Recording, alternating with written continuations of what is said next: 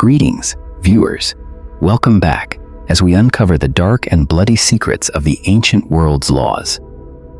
We view Hammurabi's Code as a grand milestone for justice and the dawn of human civilization. But beneath this grand facade lies a brutal reality, crushing the weak without a drop of mercy. Was this eye for an eye system truly about fairness, or just a cruel tool for elite oppression? Let's travel back to Babylon to expose the terrifying truth hidden within these black stones. By 1750 BC, King Hammurabi had united Mesopotamia through war. However, he quickly realized that military violence alone could never sustain his realm. To cement his total rule, he created the greatest political propaganda in history. He ordered the creation of a massive black basalt stele, standing over 2 meters tall. Historical texts reveal that the king carved 282 strict laws into this stone. At the very top, a striking relief shows the king standing before the great sun god Shamash. The mighty god extends the sacred measuring rod and coiled rope, handing divine power down. By claiming these laws came directly from the heavens, Hammurabi made his rule absolute. No citizen would dare to question the holy commands, for opposing the king meant treason. The dusty central square of Babylon became a sacred theater for this brilliant trick. Thousands of ordinary citizens knelt before the black stone, trembling in complete fear. This terrifying monument was designed to burn the concept of supreme order in mind. It transformed the king's personal will into an eternal divine justice none could escape. But was this divine justice actually meant to protect the innocent or control the mass? The cuneiform script detailed harsh punishments that would deeply shock modern human morals. The laws were read aloud to the illiterate crowds, ensuring the terror spread everywhere. Religion and fear were tightly woven together to forge the ultimate weapon of rule. Thus, a grand new world order was born from a brilliant mixture of divine right and violence. The fundamental core of this famous legal system was the terrifying lex talionis. This meant punishments had to perfectly match the exact physical damage on the victim. It is the literal origin of the phrase, demanding an eye for an eye and a tooth. If a man destroyed the eye of his neighbor, the state would brutally gouge out his eye in return. If he broke another man's bone, the merciless state would deliberately break his own bone too. The ancient courts operated with a cold mathematical precision, ignoring context. Judges did not care about accidents or intent, they only cared about equal physical pain. The most horrifying example of this blind logic is found in the laws on architects. According to the clay tablets, a builder held the ultimate responsibility alone. If a poorly built house collapsed and unfortunately crushed the wealthy homeowner to death, then the architect himself would be dragged into the public square and immediately killed. But the supreme cruelty of lex talionis went even further, crossing into darkness. If the collapsing roof killed the owner's son, the architect's own innocent son must pay the price. Imagine the pure agony of a father watching his blameless child being dragged to be slain. The state essentially murdered an innocent teenager just to satisfy a twisted scale. This brutal practice reveals a society that viewed human lives as mere property to trade. How would you feel if your own child was legally murdered to pay for a professional fault?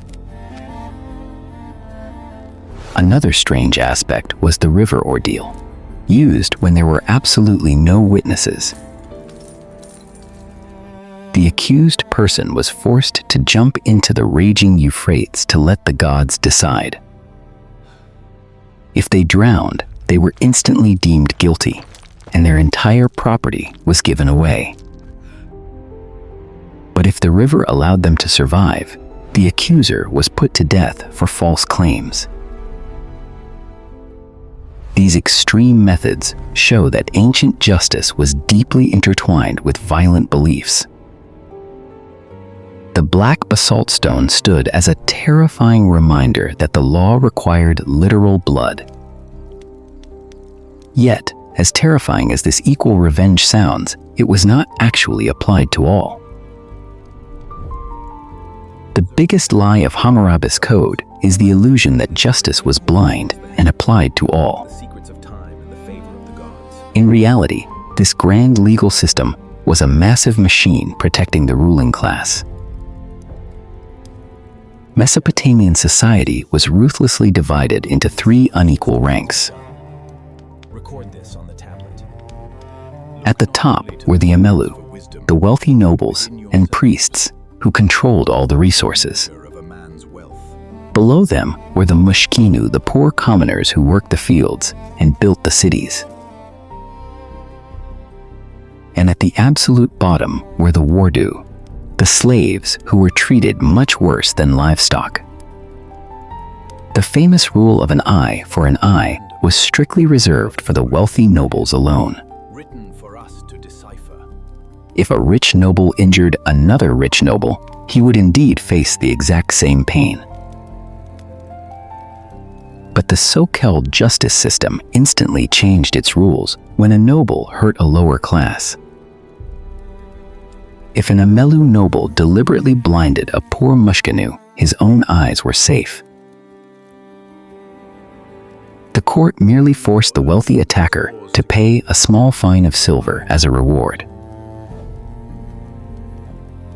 The hypocrisy becomes even more sickening when we look at how the law treated slaves. If a noble brutally broke the bones of a slave, he only paid half of the slave's market price. The law literally put a cheap price tag on the bodies and suffering of the weakest. A noble could toss a few silver coins into the dirt to wash away his violent crimes. The bleeding slave kneeling in the dust received no justice, only a harsh proof of his low worth.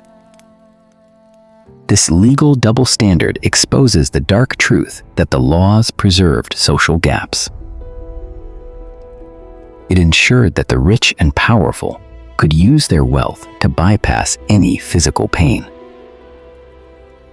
Meanwhile, a commoner who dared to strike a noble would be brutally whipped without mercy. Therefore, the black steel was not a fair symbol, but a rigid wall parting the rich and poor. It weaponized the concept of divine justice to keep the oppressed classes chained to the ground. This raises a painful question about how we view the roots of our modern legal systems. Do you think modern laws have truly escaped this ancient habit of favoring the wealthy?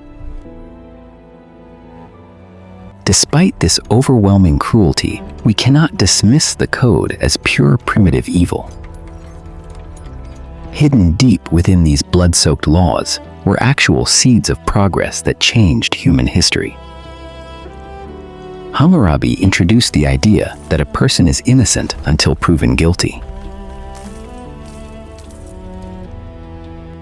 It was the first time a government required actual evidence and witnesses in a trial.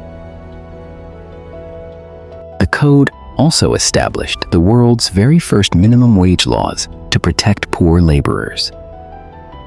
It dictated exact payments for masons, preventing the wealthy from exploiting free labor.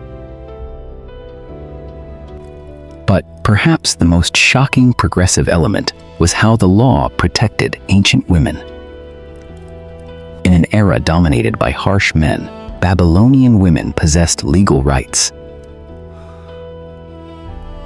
A woman could legally own property, do business, and demand divorce from a cruel man. If she proved her husband was abusive, she could take her dowry and leave him alone forever.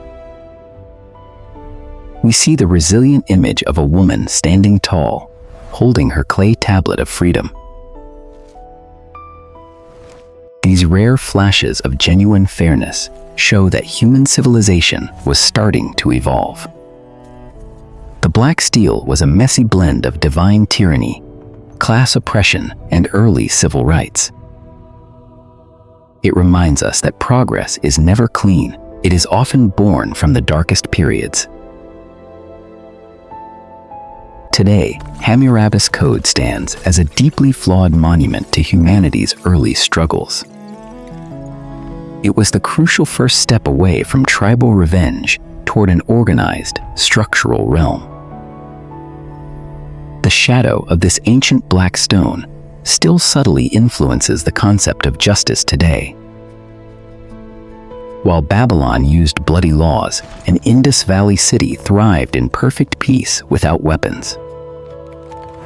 Could a perfect society truly exist without prisons, or is that just a historical myth? If you enjoyed this deep dive into history, please like, share, and subscribe to our channel for more.